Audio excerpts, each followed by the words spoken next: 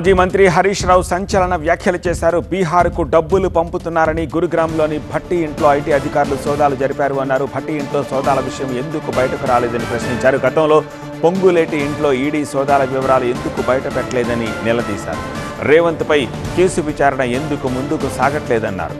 బీజేపీతో రేవంత్కు చీకటి ఒప్పందాలు ఉన్నాయి కాబట్టి ఇవన్నీ బయటకు రాలేదన్నారు హరీష్ రావు. ఇది ఎట్లుందంటే వెనకటికటేవాడు దొంగతనం చేసినోడు దొంగే దొంగ దొంగ దొంగ అని గట్టిగా అరిచిందట. గట్లున్నది రేవంత్ రెడ్డి తీరు. నీది కదా కిషన్ రెడ్డి గారిది రేవంత్ రెడ్డిది ఫెవికాల్ బంధం. 5 ఏళ్ల కింద నీ మీద ఈడీ కేసు నమోదు చేస్తే ఇవాళకి నిన్ను ఎందుకు అరెస్ట్ చేయలేదు?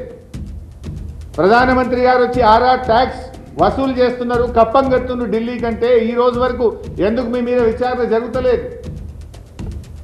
నిన్నగాక మొన్న ఇదే నెలలో బీహార్కు డబ్బులు పంపుతున్నారని ఢిల్లీలో భట్టి విక్రమార్క గారి ఇంట్లో ఐటీ రైట్స్ అని.